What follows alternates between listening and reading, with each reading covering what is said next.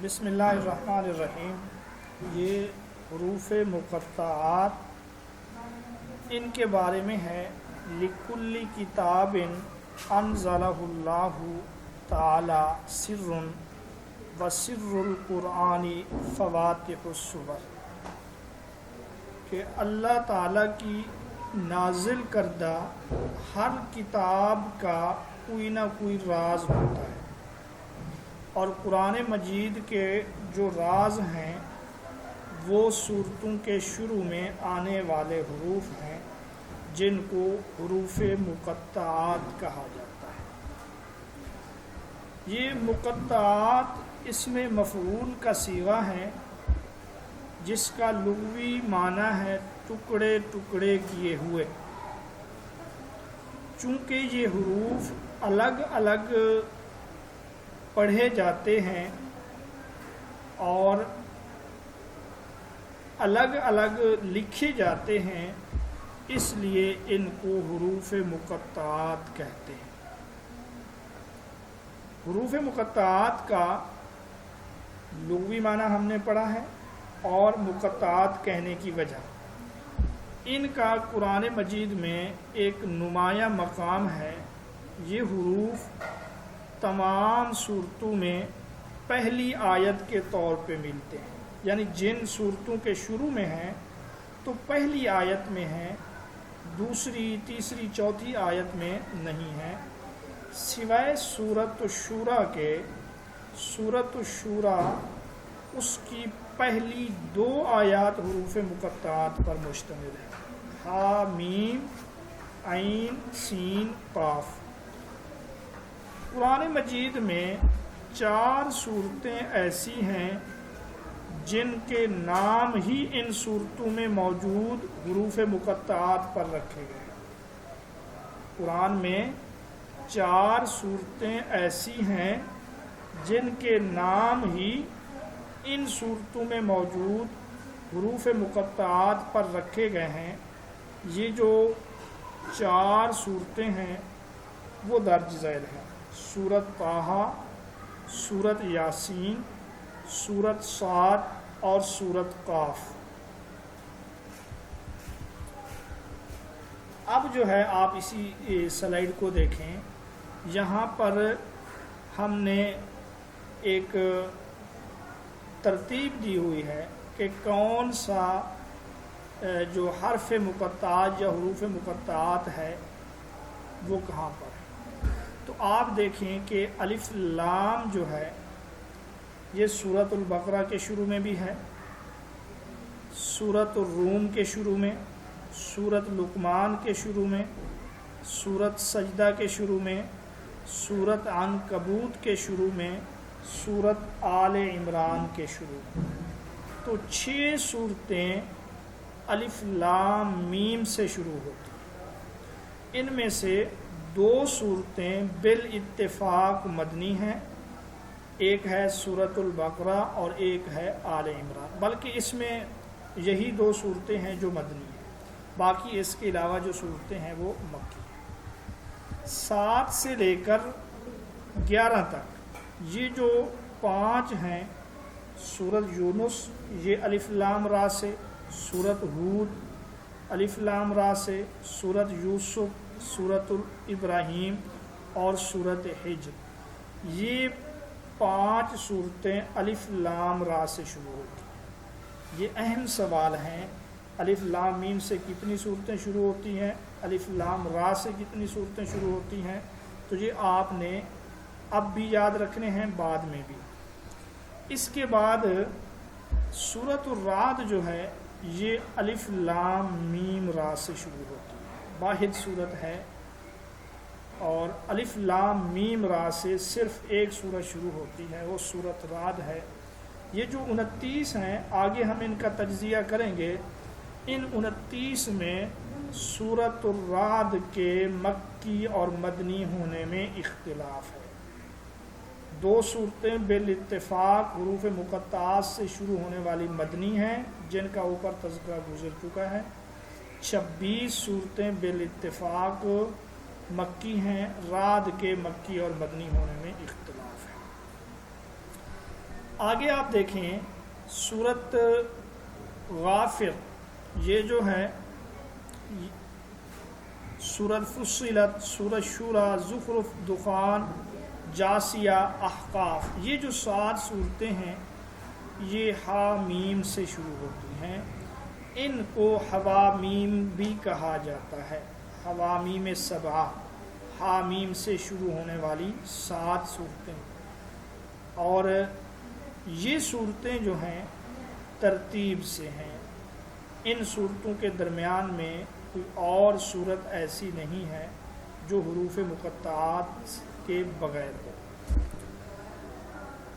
اچھا جی، اب ان میں سورۃ شورى آپ دیکھ رہے ہیں کہ سورۃ شورى جو ہے یہاں 2 حروف مقطعات لکھے ہوئے ہیں، حا میم عین سین قاف.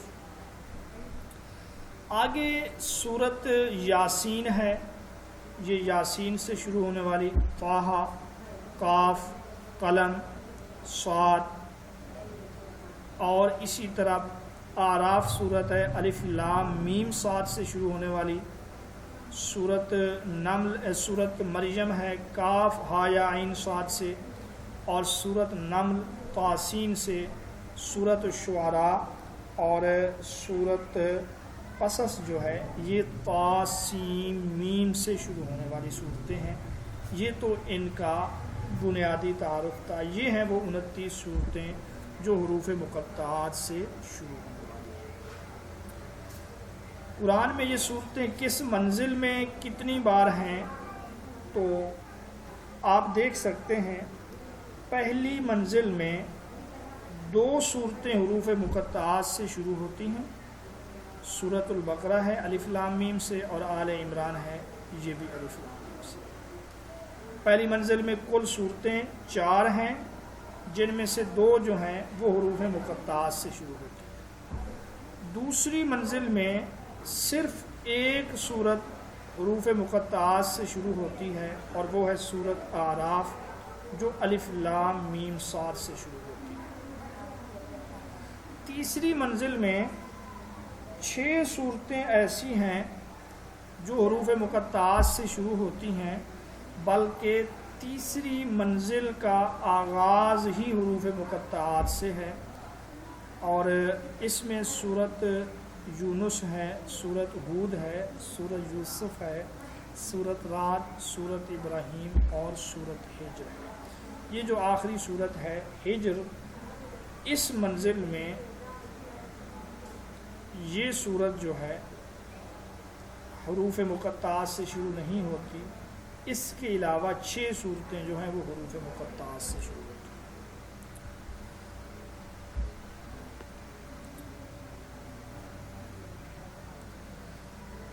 یہاں آپ یہ بھی یاد رکھیں کہ الف لام را سے جتنی صورتیں شروع ہوتی ہیں وہ تیسری منزل میں ہیں. الف لام را سے جو 5 صورتیں شروع ہوتی ہیں وہ تیسری منزل میں ہیں. ایک صورت ہے جو حروف مقطعات سے شروع نہیں ہوتی جو میں نے بتلا دی. چوتھی منزل میں 2 صورتیں ہیں جو حروف مقطعات سے شروع ہوتی ہیں. ان میں ایک سورت مریم ہے جو کاف ہا یا عین صاد سے شروع ہوتی ہے، اور دوسری صورت جو ہے وہ سورت طٰہٰ ہے. یہ 2 صورتیں ہیں چوتھی منزل میں. اس منزل میں کل 9 صورتیں ہیں، جن میں سے 2 حروف مقطعات سے شروع ہوتی ہیں. 5ویں منزل جو ہے اس میں 8 صورتیں حروف مقطعات سے شروع ہوتی ہیں.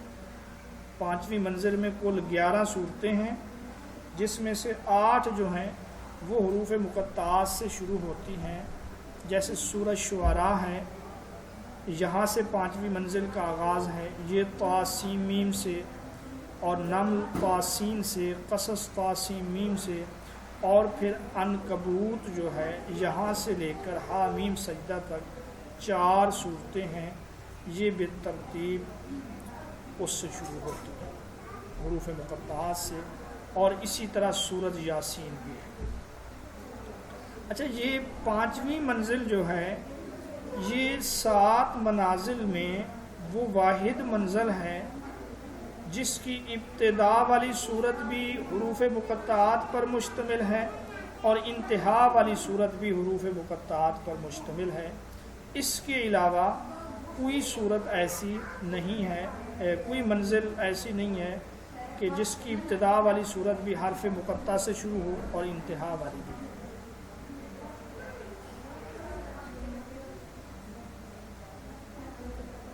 چھٹی منزل کی طرف آتے ہیں۔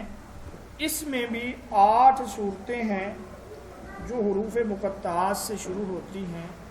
ایک صاد ہے، باقی جو ہیں وہ حوامیم ہیں، سورت غافر، فصلت، شورى، زخرف، دخان، جاثیہ، احقاف، اور یہ سورت صاد ہم نے پھر وہ لکھی ہوئی۔ 7ویں منزل میں 2 صورتیں ایسی ہیں جو حروف مقطعات سے شروع ہوتی ہیں، اور وہ 2 صورتیں، ایک سورت قاف ہے اور دوسری صورت جو ہے وہ سورت قلم ہے، نون والقلم وما یسطرون، یہاں سے شروع ہوتی ہے۔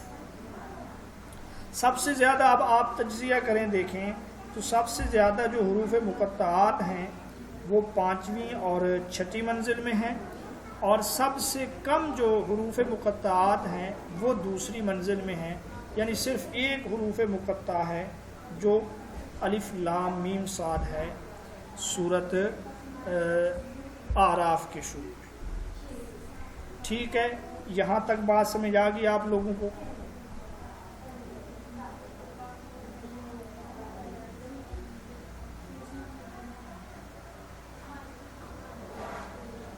آگے ہے نا؟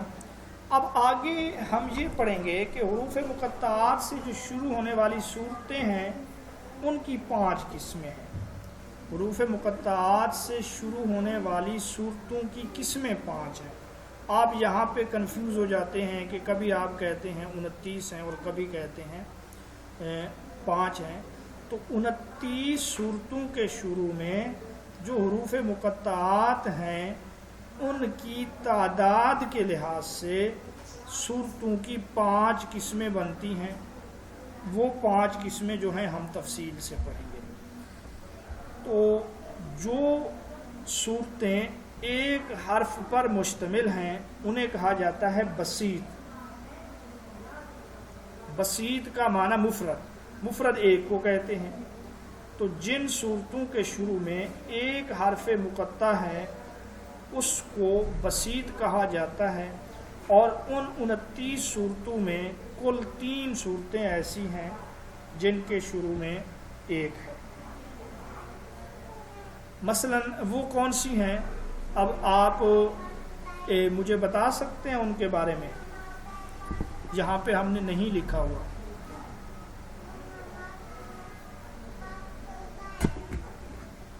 جی، قاف، صاد اور نون۔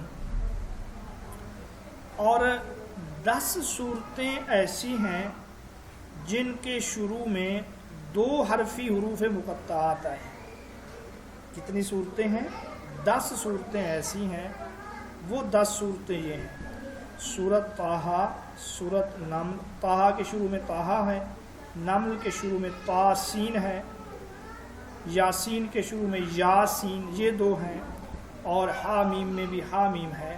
تو آپ کہیں گے حامیم عین سین قاف میں تو زیادہ ہیں، تو ان کو بھی اسی کی بہن شمار کیا جاتا ہے۔ باقی جو 6 حامیم ہیں، حامیم عین سین قاف کو بھی انہی میں شمار کیا جاتا ہے۔ جی، تو یہ 2 حرفی ہیں، تو یہ 3 اور 10 یہ ہو گئے 13۔ اور 13 صورتیں ایسی ہیں جن کے شروع میں 3 حرفی حروف مقطعات ہیں۔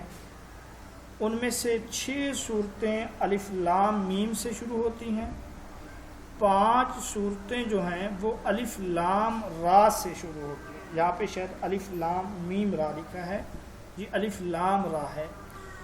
اور 2 جو ہیں ان کے شروع میں طا سین میم ہے، تو یہ تعداد ہے 13۔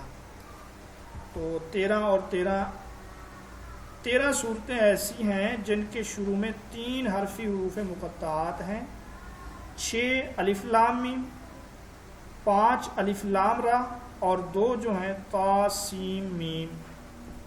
تو 13 اور 13 یہ ہیں 26۔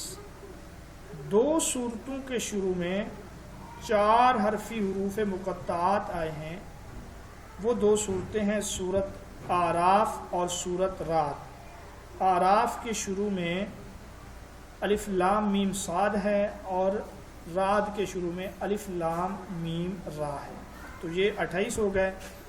اور آخر میں جو ہے وہ سورت مریم کا آغاز 5 حرفی حروف مقطعات سے ہوتا ہے، کاف ہا یا عین صاد، تو یہ 29 صورتیں ہو گئی ہیں۔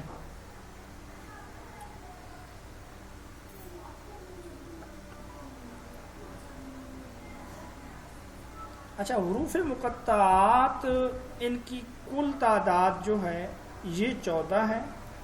حروف تہجی جو ہیں عربی زبان میں وہ 28 ہیں۔ حمزہ اور الف کو ایک شمار کیا جاتا ہے، تو ان 28 میں سے نصف جو ہیں وہ حروف مقطعات ہیں۔ ان کا جو مجموعہ ہے شاید یہاں پہ درج کرنے سے رہ گیا ہے، وہ ہے نص حکیم، نص حکیم قاطع لہو سر، نص حکیم قاطع لہو سر، نص حکیم دانش مند کی بات قطعی ہوتی ہے، لہو سر اس میں کوئی نہ کوئی راز ہوتا ہے۔ نص حکیم قاطع لہو سر، یہ حروف مقطعات کا مجموعہ ہے کہ دانش مند کی بات قطعی ہوتی ہے اور اس میں کوئی نہ کوئی راز ہوتا ہے۔ حروف مقطعات مکررات سمیت جو ہیں 78 ہیں، یہ آپ نے کتابوں میں پڑھا بھی ہوگا کہ 78 ہیں۔ اب وہ 78 کس طرح ہیں یہ ہم ثابت کریں گے کہ ان میں سے حروف مقطعات جو 14 ہیں سب سے زیادہ استعمال ہوا ہے میم۔ میم ان میں 17 مرتبہ ہے۔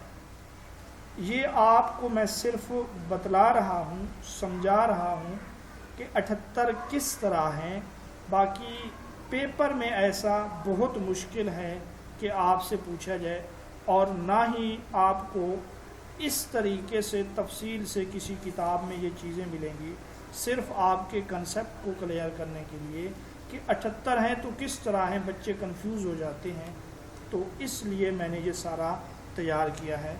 آپ دیکھیں کہ ان میں سے جو میم ہے یہ 17 مرتبہ ہے۔ اب اس پہ آپ اعتماد کریں، 17 مرتبہ ہے، باقی آپ خود بیٹھ کے بعد میں دیکھ لیں کہ الف لام میم میں 6 مرتبہ ہے، فلاں جگہ پہ اتنا ہے۔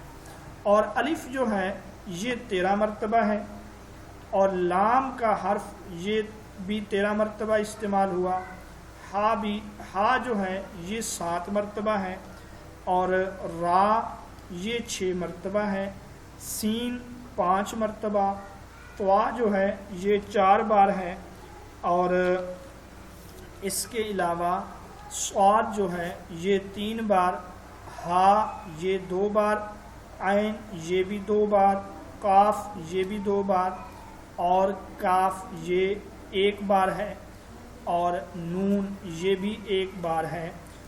یہ جو مجموعی تعداد ہے اگر آپ ان کو جمع کریں تو یہ مجموعی تعداد 78 ہے۔ تو یہ حروف مقطعات کی اس لحاظ سے مجموعی تعداد ہے جو آپ کتابوں میں پڑھتے ہیں۔ مقررات سمیت یہ 78 ہیں، مقررات کو حذف کرنے کے بغیر یہ 14 ہیں، اور 14 تکرار کے ساتھ 29 صورتوں کے شروع میں ہیں، اور ان 29 صورتوں کو ہم حروف مقطعات کی تعداد کے لحاظ سے 5 قسموں میں تقسیم کر سکتے ہیں، 1 حرفی، 2 حرفی، 6 حرفی، 4 حرفی اور 5 حرفی۔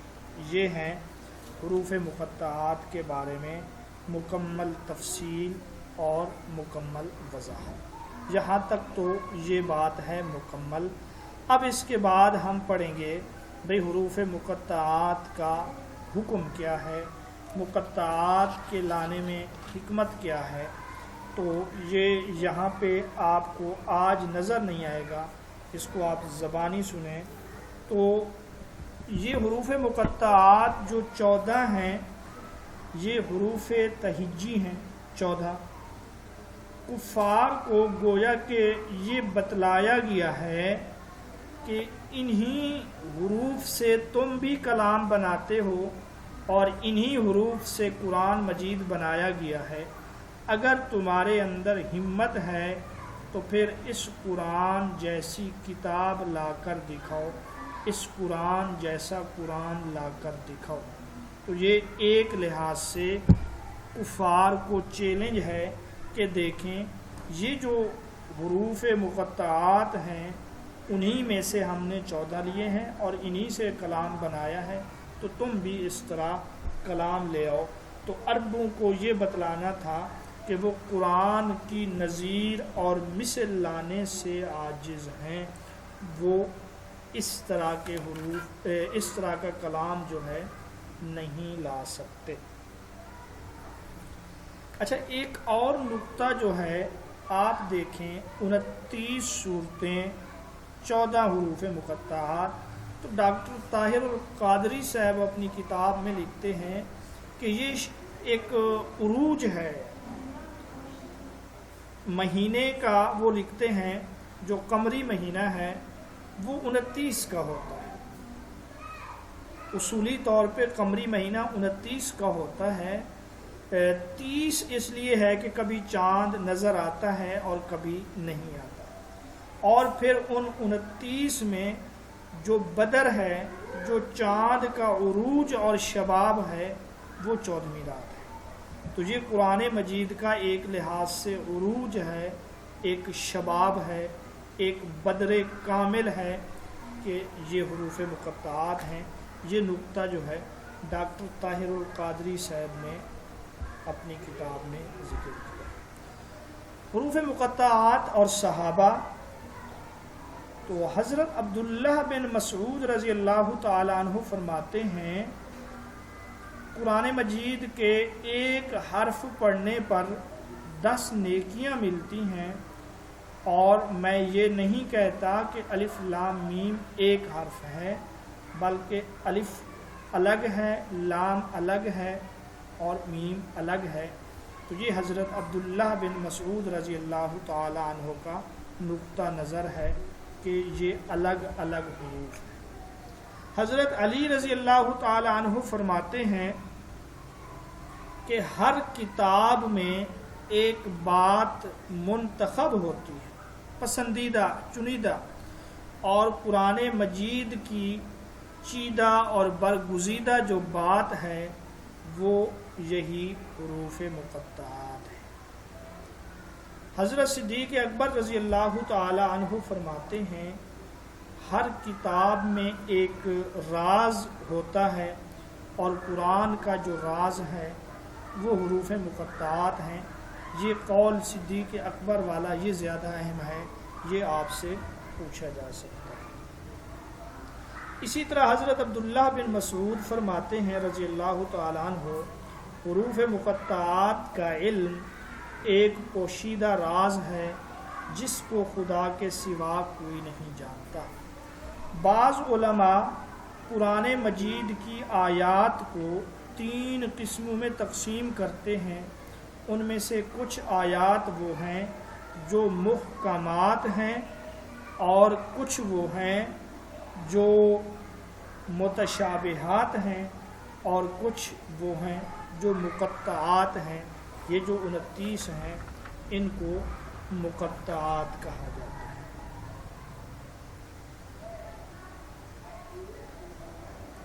اچھا، ان حروف مقطعات کو آگے بھی علماء نے، صوفیاء نے کئی اس سے معنی نکالے، مفاہیم نکالے۔ تو بعض علماء جو ہیں انہوں نے مثلا الف لام میم غلبت الروم سے 583 ہجری میں بیت المقدس کو جو فتح کیا گیا ہے، مسلمانوں نے جو فتح کیا، تو انہوں نے اس چیز کا استنباط کیا ہے الف لام میم غلبت الروم سے۔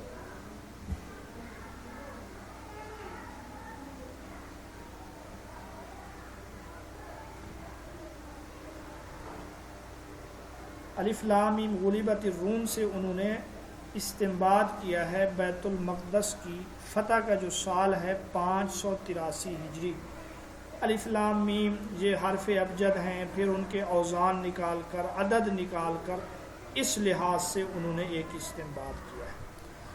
اچھا، بعض شیعہ حضرات نے یہ جو حروف مقطعات ہیں ان کے مقررات کو حذف کر کے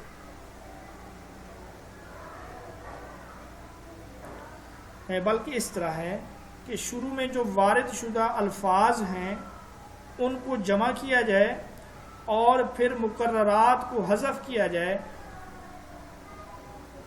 تو اس کا جو جملہ بنتا ہے یا فارمولہ جو ہے وہ بنتا ہے صراط علی حق نمسکہ، صراط علی حق نمسکہ، کہ حضرت علی حق کی راہ پر ہیں اور ہم اسی راہ پر گامزن ہیں۔ یہ شیعہ حضرات نے اس طریقے سے بھی یہاں سے استنباط کیا ہے، اور اسی عبارت کو آپ دوسرے طریقے سے بھی تبدیل کر سکتے ہیں کہ صح طریقہ کا مع السنہ، صح طریقہ کا مع السنہ کا مطلب ہوگا سنت کے راستے پر چلیے۔ تو یہ کچھ اضافی اور علمی باتیں تھیں جو میں نے آپ لوگوں کو بتلا دیا ہے۔ اگر آپ حروف مقطعات کو مقررات سمیت 78 دیکھیں تو ایک حدیث میں یہ بھی ہے کہ ایمان بضع و سبعون، ایمان کی 70 سے زائد شاخیں ہیں اور بضع سے 8 مراد ہے، گویا کہ ایمان کی جو شاخیں ہیں وہ بھی 78 ہیں، اور اسی طرح حروف مقطعات مقررات سمیت بھی 78 ہیں۔ حضرت شاہ ولی اللہ رحمۃ اللہ علیہ نے بھی اپنی طرف سے حروف مقطعات کے معانی بیان کرنے کی کوشش کی ہے، لیکن اکثر علماء یہی کہتے ہیں کہ حروف مقطعات کے حقیقی اور اصلی معنی جو ہیں وہ اللہ کے سوا کسی اور کو معلوم نہیں ہے، روز قیامت جو ہے یہ معلوم ہو سکتے ہیں۔ تو یہ بحث ہے حروف مقطعات کے بارے میں۔ اس کے بارے میں اس سے زیادہ نہ تو آپ کو پڑھایا جا سکتا ہے اور نہ ہی اس قدر تفصیل سے آپ کو کسی ایک کتاب میں یہ سب ملے گا، باقی آپ خود اس کا مطالعہ کریں۔ ہاں، 2 چیزیں رہ گئی ہیں۔ حروف مقطعات نقطوں کے بغیر جو ہیں 10 ہیں، یعنی 14 میں سے 10 ایسے ہیں جن پہ کوئی نقطہ نہیں ہے، اور اس کے علاوہ جو 14 حروف ہیں ان میں سے 2 ایسے ہیں جن میں نقطے نہیں ہیں، باقی 11 میں جو ہیں، باقی 12 میں نقطے موجود ہیں۔ علم تفسیر، علوم القرآن میں تفسیر یہ باب تفعیل کا مصدر ہے۔ پورے قرآن میں سورۃ الفرقان میں یہ ایک جگہ پہ استعمال ہوا ہے، احسن تفسیرا۔ اس کا لفظی معنی ہے ظاہر کرنا، کھول کر بیان کرنا، بے حجاب کرنا، اور سواری کی ننگی پیٹھ پر سوار ہونا، یہ اس کا لغوی معنی ہے۔ تفسیر کے جو اصطلاحی معنی ہیں وہ مختلف ہیں۔ ایک یہ ہے کہ قرآن مجید کے معانی کو واضح کرنا، یہ تفسیر ہے۔ اور ابو حیان اندلوسی جو ہیں وہ کہتے ہیں تفسیر ایسا علم ہے جس میں قرآن مجید کے الفاظ کے تلفظ، ان کے مفہوم اور ان کے احکام اور ان معانی سے بحث کی جاتی ہے جن کے وہ حامل ہوتے ہیں، یعنی جو معانی ان الفاظ میں ہوتے ہیں ان سے بحث کی جاتی ہے۔ یہ تفسیر کی تعریف ہے۔ انٹرویو کے حوالے سے آپ نے 2-3 تعریفیں لازمی یاد رکھیں۔ علامہ بدر الدین زرکشی رحمۃ اللہ علیہ جو البرہان کے مؤلف ہیں، وہ کہتے ہیں تفسیر ایسا علم ہے جس کی مدد سے اللہ کی کتاب جو نبی صلی اللہ علیہ وسلم پر نازل ہوئی کا فہم حاصل۔ اللہ کی کتاب جو نبی پاک صلی اللہ علیہ وسلم پر نازل ہوئی اس کا فہم حاصل ہو، اس کے معانی سے واقفیت ہو، اس کے احکام نکالے جائیں اور حکمتیں بیان کی جائیں، یہ جو ہے تفسیر کی تعریف ہے۔ علامہ جلال الدین سیوطی الاتقان میں اس میں مزید اضافہ کرتے ہوئے کہتے ہیں تفسیر ایسا علم ہے جس میں قرآنی آیات کے نزول، اسباب نزول، آیات تو مکی و مدنی، محکم و متشابہ، ناسخ و منسوخ، خاص و عام، مطلق مقید، مجمل و مفصل، حلال و حرام، وعد و وعید، امر و نہی، عبرت و امثال وغیرہ سے بحث کی جاتی ہے۔ یہ تفسیر کی ہے، تعریف کی ہے انہوں نے علامہ سیوطی۔ تفسیر کے ساتھ ایک اور لفظ بولا جاتا ہے، وہ ہے تاویل۔ تاویل کا لفظ قرآن مجید میں بکثرت استعمال ہوا، تو تاویل اور تفسیر میں کوئی فرق ہے یا فرق نہیں، اس میں علماء کے جو ہیں 2 گروہ ہیں۔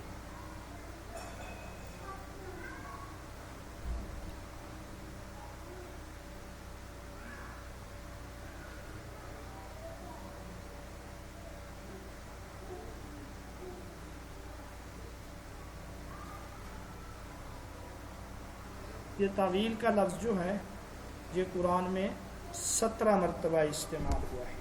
تاویل یہ 17 مرتبہ استعمال ہوا ہے قرآن مجید میں۔ تو لغت میں تاویل یہ لغوی طور پہ تاویل بھی مصدر ہے، باب تفعیل سے تفسیر کی طرح، یہ اول سے نکلا ہے جس کے معنی ایسی حقیقت کی طرف رجوع کرنا، واپس لوٹانا یا واپس لانا جس کی طرف کلام اشارہ کر رہا ہے۔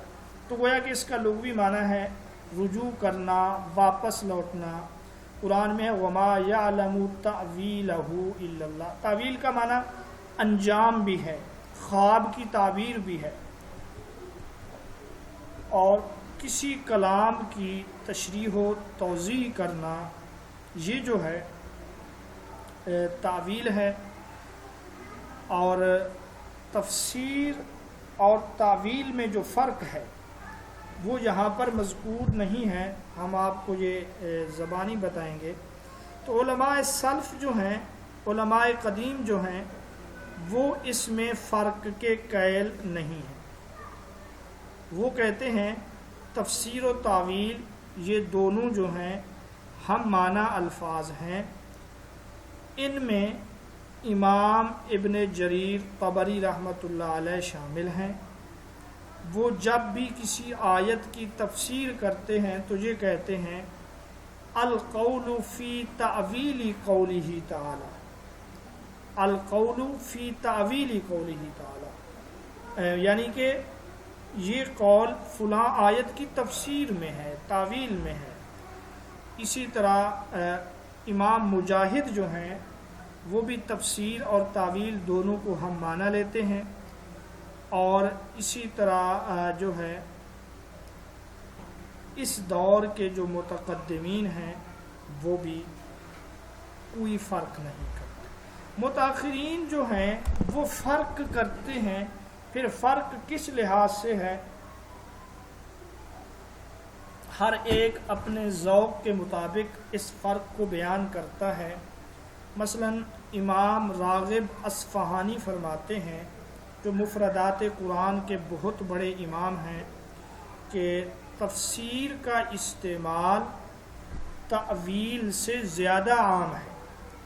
تفسیر تأویل سے زیادہ عام ہے کیونکہ تفسیر کا استعمال الفاظ کی وضاحت اور تأویل کا استعمال معنی کی وضاحت کے لیے ہوتا ہے، اور اسی طرح تفسیر آسمانی اور غیر آسمانی کتابوں کی وضاحت کے لیے بولا جاتا ہے، جبکہ تأویل آسمانی کتابوں کی وضاحت کے لیے استعمال ہوتا ہے، اور تفسیر جو ہے مفرد الفاظ کی وضاحت کے لیے، جبکہ تأویل اکثر اوقات جملوں کی وضاحت کے لیے استعمال ہوتا ہے۔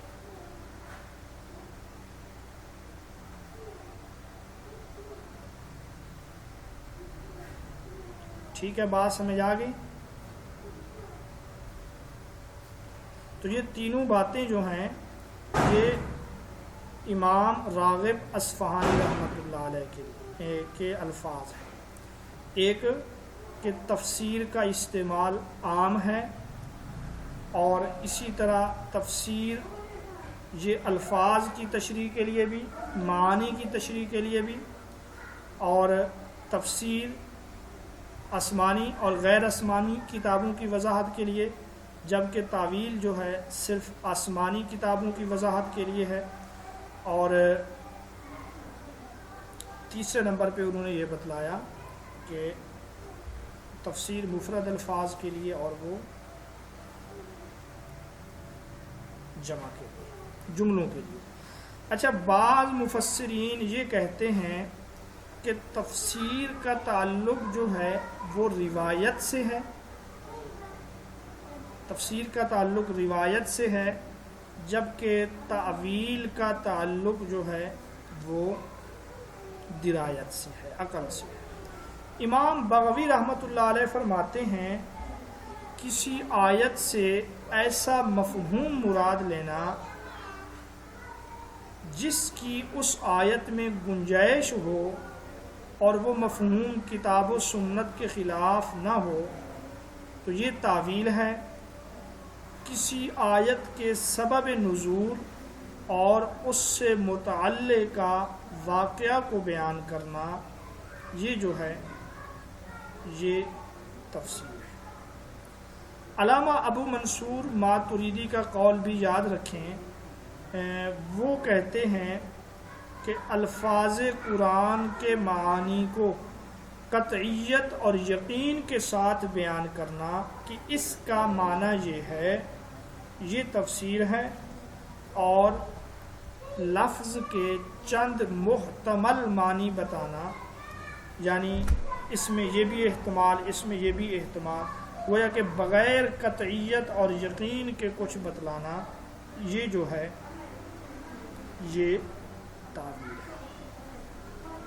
کسی آیت کی یقینی تشریح کو آپ تفسیر کہیں گے اور احتمالی تفسیر کو آپ تعویل کہیں گے، یہ بات کی ہے علامہ ابو منصور ماتریدی نے۔ تو یہ تفسیر و تعویل میں یہ فرق آپ یاد رکھیں، کافی ہیں۔ باقی تفسیر بھی باب تفعیل سے ہے، اور اسی طرح تعویل بھی باب تفعیل سے ہے۔ تفسیر بھی مصدر ہے اور تعویل بھی مصدر ہے۔ تفسیر کے حوالے سے ایک اور اہم بحث ہے اسرائیلیات۔ اسرائیلیات کی تعریف کیا ہے، اقسام کیا ہیں، مختصر ہم پڑھیں گے۔ اسرائیلیات سے مراد وہ اخبار اور واقعات ہیں جو اہل کتاب سے ہم تک پہنچے، وہ اخبار، وہ واقعات جو اہل کتاب سے ہم تک پہنچے ہیں، یعنی یہودیوں سے، عیسائیوں سے، ان کو اسرائیلیات یا اسرائیلی روایات کہا جاتا ہے۔ یہ جو واقعات ہیں یا یہ جو اسرائیلی روایات ہیں، اس کی 3 قسمیں ہیں۔ اسرائیلیات کی کتنی قسمیں ہیں، یہ بات اہم ہے۔ ٹیسٹ کے حوالے سے، کون سی قسمیں ہیں یہ اہم ہے انٹرویو کے حوالے سے، اور یہ دونوں سوال پوچھے گئے ہیں اسرائیلیات کے بارے میں۔ ابن کثیر کا کیا موقف ہے، امام بخاری نے اسرائیلیات میں کیا ذکر کیا ہے۔ تو اب آپ ان 3 قسموں کو سنیں۔ پہلی قسم وہ واقعات ہیں جنہیں اسلام نے برقرار رکھا اور گواہی دی کہ یہ سچی خبر ہے، سچا واقعہ ہے، جیسے جو ہے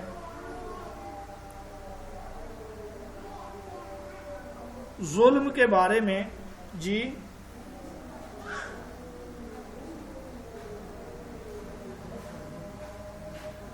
جی کیا پوچھا آپ نے؟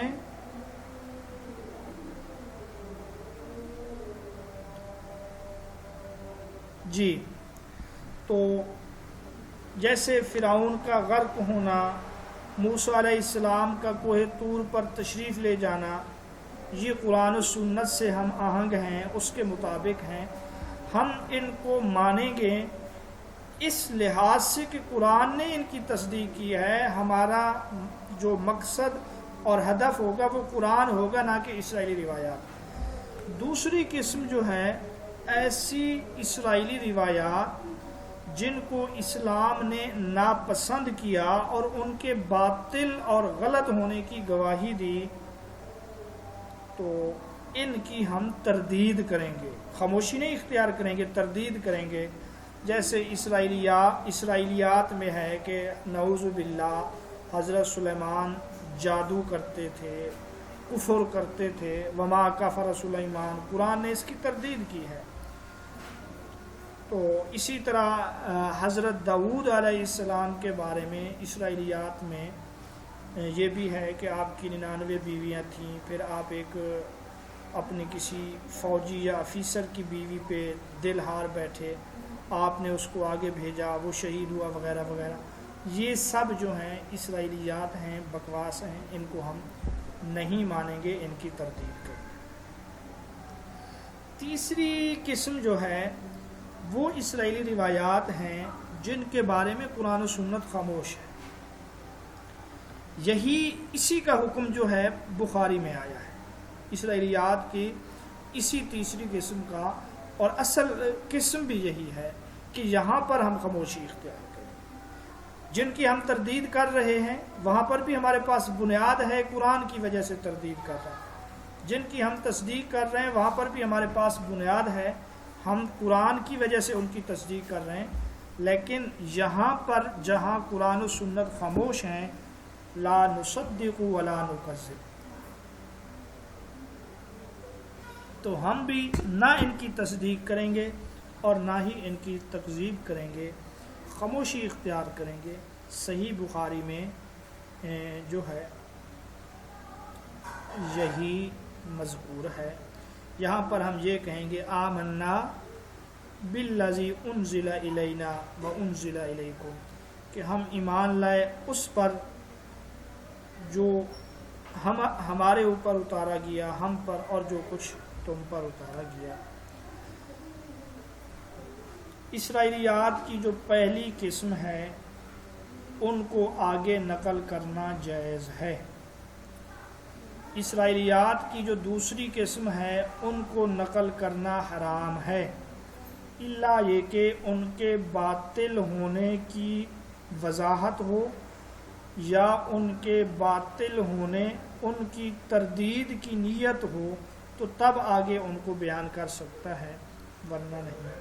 اور یہ جو تیسری قسم ہے اس کا حکم یہ ہے، نقل کرنا جائز تو ہے لیکن جہاں خطرہ ہو وہاں احتیاط یہ ہے کہ ان کو آگے نقل نہ کرے، ان کو آگے بیان نہ کرے۔ ٹھیک ہے، یہ بات بھی سمجھ آ گئی آپ لوگوں کو؟ جی تو یہ ایک تفسیر کا ماخذ تھا اسرائیلیات، اس کو ہم نے تفصیل سے پڑھا ہے، ٹیسٹ کے حوالے سے بھی اہم ہے، انٹرویو کے حوالے سے بھی۔ اب سبق کا آخری حصہ ہے، اس میں ہم تفاسیر کے بارے میں پڑھیں گے۔ یہ اس کو آپ تاریخ تفسیر کا عنوان بھی دے سکتے ہیں۔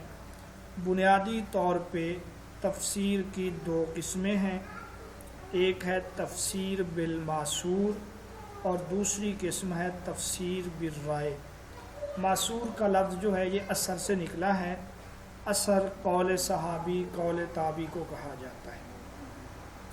تفسیر بالماسور کی تعریف: ایسی تفسیر جس میں قرآن و سنت، اقوال صحابہ اور تابعین کو مد نظر رکھا جائے۔ ایسی تفسیر جس میں قرآن و سنت، اقوال صحابہ اور اقوال تابعین، تو گویا کہ تفسیر بالماسور کے 4 ماخذ ہیں: قرآن، سنت، اقوال صحابہ، اقوال تابعین۔ اس قسم کی تفسیر کو تفسیر منقول بھی کہا جاتا ہے۔ اس کو تفسیر منقول کہا جاتا ہے کیونکہ اس کی جو بنیاد ہے وہ نقل پر ہے، یعنی قرآن پر، حدیث پر، قول صحابی پر، اور ایسے حضرات کو اصحاب الحدیث بھی کہا جاتا ہے۔ اب تفسیر القرآن بالقرآن کے جو ماخذ ہیں، پہلا ہے کہ تفسیر بالماسور کا جو پہلا ماخذ ہے وہ ہے قرآن کی تفسیر قرآن کے ذریعے۔ یہ خود قرآن میں کئی جگہ پر ہے، مثلا قرآن نے کئی مقامات پر کچھ چیزوں کی تشریح کی ہے، مجمل کو قرآن نے بیان کیا ہے۔ ایک جگہ پر ہے فَتَلَقَّى آدَمُ مِن رَبِّهِ کلمات، کہ آدم نے اپنے پروردگار سے کچھ باتیں سیکھیں، کچھ کلمات سیکھے۔ کلمات کون سے ہیں؟ مجمل ہے، اس کا بیان یہاں پر نہیں ہے۔ دوسری جگہ پر ہے ربنا ظلمنا انفسنا وَإِن لَّمْ تَغْفِرْ لَنَا۔ یہ جو ہے تفسیر القرآن بالقرآن کی ایک مثال ہے۔ اچھا، اسی طرح قرآن میں ہے اِنَّا أَنزَلْنَاهُ فِي لَيْلَةٍ مُبَارَكَةٍ، ہم نے قرآن کو بابرکت رات میں اتارا۔ وہ بابرکت رات کون سی ہے یہاں وضاحت نہیں ہے، دوسری جگہ پر قرآن نے اس کی وضاحت کی، اِنَّا أَنزَلْنَاهُ فِي لَيْلَةِ الْقَدْرِ۔ تو یہ میں نے صرف 2 مثالیں دی ہیں تفسیر القرآن بالقرآن کی۔ دوسرا جو ماخذ ہے وہ ہے تفسیر القرآن بالسنہ، قرآن کی تفسیر سنت اور حدیث کے ذریعے کرنا۔ پہلے مفسر روئے زمین پر آپ صلی اللہ علیہ وسلم ہی ہیں، آپ چلتے پھرتے اور بولتے قرآن تھے، اور آپ کا اخلاق جو ہے کان خلقہ القرآن بتلایا گیا۔ تو آپ صلی اللہ علیہ وسلم نے قرآنی آیات کی تفسیر کی ہے۔ مثلا ایک آیت ہے الذین آمنوا ولم یلبسوا ایمانہم بظلم اولئک لہم الامن، جو ایمان لائے اور اپنے ایمان میں ظلم کو نہیں ملایا، ان کے لیے امن ہے، وہی ہدایت یافتہ ہے۔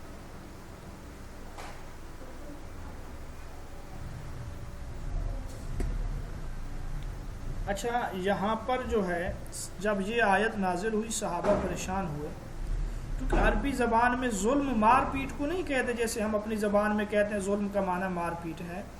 تو عربی زبان میں ظلم کسی بھی چیز کو غلط کرنا، یہ ظلم ہے، چاہے وہ معمولی غلطی ہو، بڑی غلطی ہو، کسی چیز کو اس کا اصل ٹھکانہ نہ دینا، کسی چیز کو اس کا اصل حق نہ دینا، یہ ظلم ہے۔ تو صحابہ نے کہا کہ یا رسول اللہ، عرض کیا کہ اس ظلم سے تو ہم بچے ہوئے نہیں ہیں، کوئی نہ کوئی غلطی، کوئی نہ کوئی کمی تو ہمارے اندر موجود ہے، پھر تو جب ایمان کو ظلم کے ساتھ ملانا ہی نہیں ہے، یہ ہم سے ممکن نہیں ہے۔ تو پھر آپ صلی اللہ علیہ وسلم نے اس کی وضاحت کی کہ ظلم سے مراد اس جگہ شرک ہے، یہ چھوٹی موٹی چیزیں نہیں ہیں، ظلم سے مراد شرک ہے، کہ ایمان کے ساتھ ہو، مشرک نہ ہو، اس کے لیے امن ہے اور وہ ہدایت یافتہ ہے۔ پھر آپ نے تلاوت کی ان الشرک لظلم عظیم. ٹھیک ہے، یہ دو مثالیں سمجھ آ گئیں آپ لوگوں کو. اسی طرح صحابہ جو ہیں وہ بھی قرآن مجید کی الفاظ کی وضاحت کرتے تھے. جیسے قرآن میں جو ہے یؤتی الحکمت من یشاء، حکمت سے کیا مراد ہے؟ کوئی اس سے حکمت سے مراد فقہ لیتا ہے، کوئی اس سے مراد سنت لیتا ہے. تو اس طرح کے اقوال یہ تفسیر بالمعصور کا تیسرا ماخذ ہے. اچھا، دوسری جو قسم ہے تفسیر بالرائے. اچھا، تفسیر بالمعصور، تفسیر بالمعصور میں جو التفاسیر ہے وہ تفسیر طبری ہے، اور اسی طرح تفسیر ابن کثیر ہے، الدر المنصور ہے، البحر المحیط ہے، معالم التنزیل ہے. یہ تفسیر بالمعصور کی نمائندہ کتب ہیں. تفسیر بالرائے سے مراد قرآن کی اجتہاد کے ذریعے تفسیر کرنا. تو اس کی آگے پھر دو قسمیں ہیں. ایک ہے تفسیر بالرائے محمود، جس کو تفسیر بالرائے جائز بھی کہتے ہیں، اور دوسری قسم جو ہے وہ ہے تفسیر بالرائے مذموم، جس کو ناجائز یا حرام بھی کہتے ہیں. تفسیر بالرائے محمود سے مراد یہ ہے قرآن مجید کی تفسیر کرنا اجتہاد کے ذریعے. قرآن مجید کی تفسیر اجتہاد کے ذریعے کرے، اصولوں کو مد نظر رکھ کر، قواعد عرب کے خلاف نہ ہو، لغت عرب کے خلاف نہ ہو، اسی طرح سلف صالحین کے خلاف نہ ہو. تو ایسی تفسیر بالرائے جائز ہے. جیسے تفسیر کبیر ہے، تفسیر بیضاوی ہے، روح المعانی ہے. یہ سب جو ہیں احکام القرآن ہیں. یہ تفسیر بالرائے جائز کی نمائندہ تفسیر ہے. ذاتی رائے سے، عقل سے، یا قواعد عرب اور لغت عرب سے ہٹ کر جو تفسیر کی جائے اس کو تفسیر بالرائے مذموم کہا جاتا ہے. جیسے غلام احمد پرویز کی ہے، سر سید کی تفسیر ہے. یہ تفسیر بالرائے مذموم یا ناجائز کی نمائندہ تفاسیر ہیں. یا معتزلہ کی تفاسیر ہیں، خوارج کی ہیں، علماء شیعہ کی تفاسیر کو بھی اسی میں شمار کرتے ہیں. آپ صلی اللہ علیہ وسلم نے فرمایا من قال فی القرآن برأیہ فلیتبوأ مقعدہ فی النار، کہ جس نے اپنی مرضی سے قرآن مجید کی تفسیر بیان کی وہ اپنا ٹھکانہ جہنم میں سمجھے. اسی طرح ایک اور حدیث جس کا مفہوم ہے قرآن مجید کے متعلق علم کے بغیر بیان کیا وہ اپنا ٹھکانہ جہنم میں سمجھے. ان تفاسیر یہ جو ہے نا یہ بنیادی قسمیں ہیں. پھر آگے تفاسیر کی مختلف شاخیں بنتی ہیں. ہر مفسر کی کے شوق یا نقطہ نظر کے لحاظ سے، موضوع کے لحاظ سے، تو وہ قسمیں 10 سے اوپر جا کے بنتی ہیں. ان میں سے ایک ہے فقہی تفسیر. فقہی تفسیر جو ہے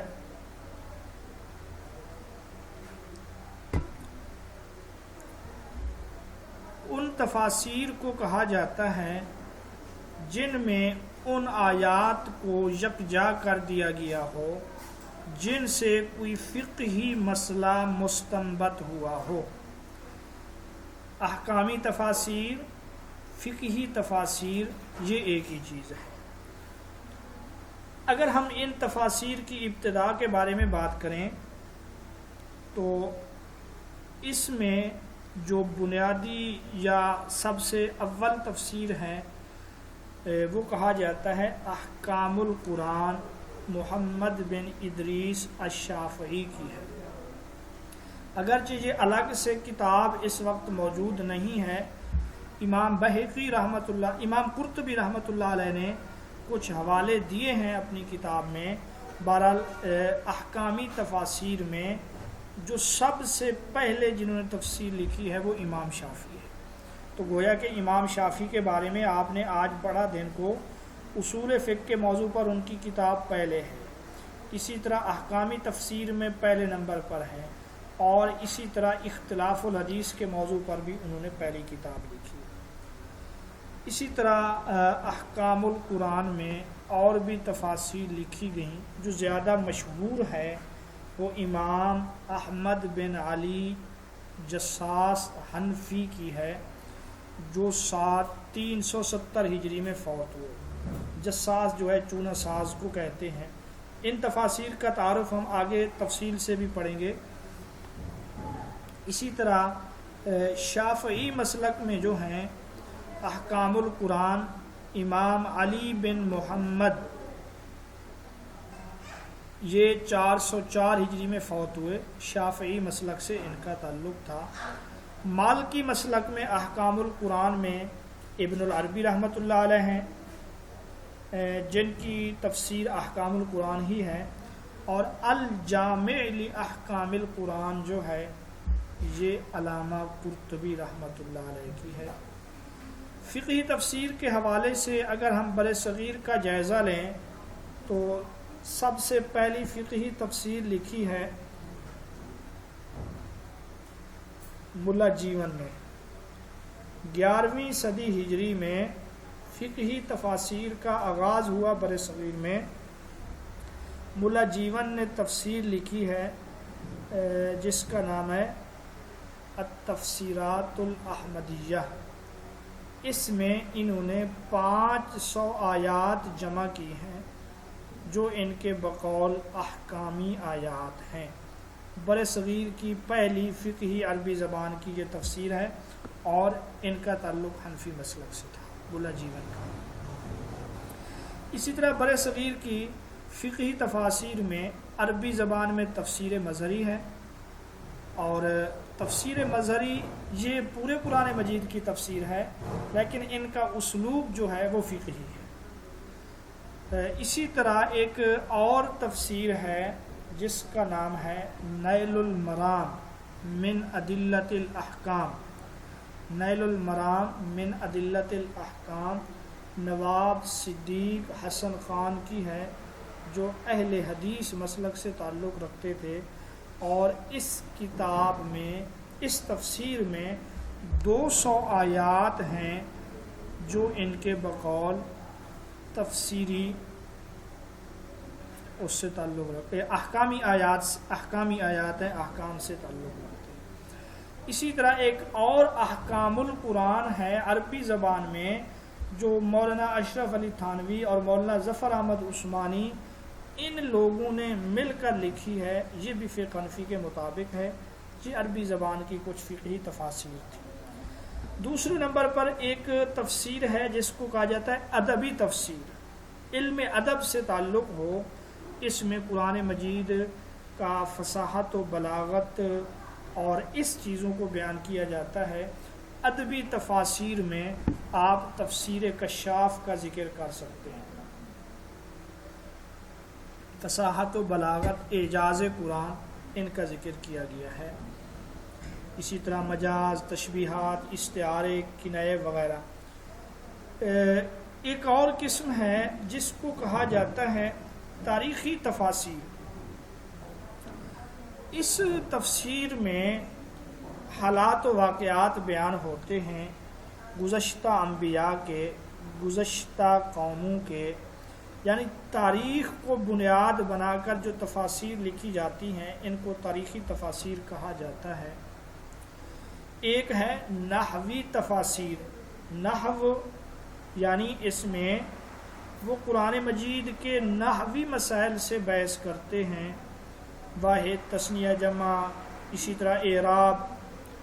تو اس میں اعراب القرآن ہے, اسی اعراب القرآن ہے, اور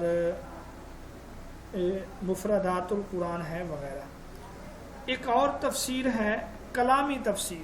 کلام جو ہے اصطلاح میں علم عقائد کو کہا جاتا ہے. علم کلام، علم عقائد، علم الکلام مولانا ادریس کاندلوی کی کتاب بھی ہے، علامہ شبلی نعمانی کی بھی ہے۔ تو اس قسم کی تفاسیر میں ان آیات کی تفسیر بیان کی جاتی ہے جن سے عقائد کے مسائل نکالے جاتے ہیں، اسماء الہیہ، صفات الہیہ اور دیگر عقائد کے بارے میں جن آیات سے بحث کی جاتی ہے تفاسیر میں، ان کو کلامی تفسیر کہا جاتا ہے۔ اور اسی طرح ہے کونی تفسیر۔ کون، اس کا تعلق ہے زمانے سے، جہان سے، سائنسی ایجادات اور نظریات سے۔ تو اس میں الجواہر فی تفسیر القرآن جو ہے علامہ طنطاوی کی، اس میں انہوں نے 750 آیات سے سائنسی ان کا استنباط کیا ہے، احکام کا، سائنس کا ثبوت۔ تو یہ ہے کونی تفسیر۔ ایک ہے تجدد پسندانہ تفاسیر۔ یہ تفسیریں جو ہیں جدیدیت، مغربی افکار و نظریات کو اس سے متاثر ہو کر لکھی جاتی ہیں، جیسے سر سید احمد خان کی تفسیر جو ہے۔ اچھا، اسی طرح ایک ہے تقلیدی تفاسیر۔ تقلیدی تفاسیر میں کوئی نیا نقطہ نہیں ہوتا، یہ سابقہ مفسرین کی تفاسیر کو بنیاد بنا کر ان پر اعتماد کرتے ہوئے جو ہے تفاسیر لکھتے ہیں، یعنی ان کی اپنی کوئی تخلیق نہیں ہے، اس کو تقلیدی تفسیر کہا جاتا ہے۔ اس کے علاوہ ایک ہے لغوی تفاسیر۔ قرآن مجید کے مفرد الفاظ کی تفسیر کرنا، ان کے لغوی معنی بیان کرنا، یہ لغوی تفاسیر ہیں، جیسے لغات القرآن ہے، موجم مفردات القرآن ہے۔ آخری اور 12ویں قسم جو ہے وہ ہے تفسیر صوفی یا تفسیر اشاری۔ اس سے مراد ایسی تفاسیر جن میں قرآن کریم کی تعویل اس کے ظاہری معنی کے علاوہ ہو۔ قرآن مجید کی تعویل اس کے ظاہری معنی کے علاوہ ہو، جس میں کوئی مخفی اشارہ ہو یا جو صوفیاء پر کوئی چیز منکشف ہو جائے، تو پھر وہ ظاہری معنی کے علاوہ باطنی معنی جو ذکر کرے، ایسی تفاسیر کو صوفی تفاسیر کہا جاتا ہے، اشاری تفاسیر کہا جاتا ہے۔ تو یہ تفاسیر کے کل اتنی قسمیں بنتی ہیں 12۔ آپ کو یہ یاد رہے، حضرت شاہ ولی اللہ نے مفسرین کے 7 اقسام یا مفسرین کے 7 گروہ ذکر کیے ہیں، پتہ ہے نا آپ لوگوں کو الفوز الکبیر میں۔ لیکن یہ تجدد پسندانہ تفاسیر، یہ تقلیدی تفاسیر، یا یہ جو ہے کونی تفاسیر، یہ چونکہ بعد میں وجود پذیر ہوئیں، اس وجہ سے شاہ صاحب نے جو ہے 7 کا تذکرہ کیا ہے۔ یہ 12 قسمیں جا کے بنتی ہیں، مشہور اور غیر مشہور۔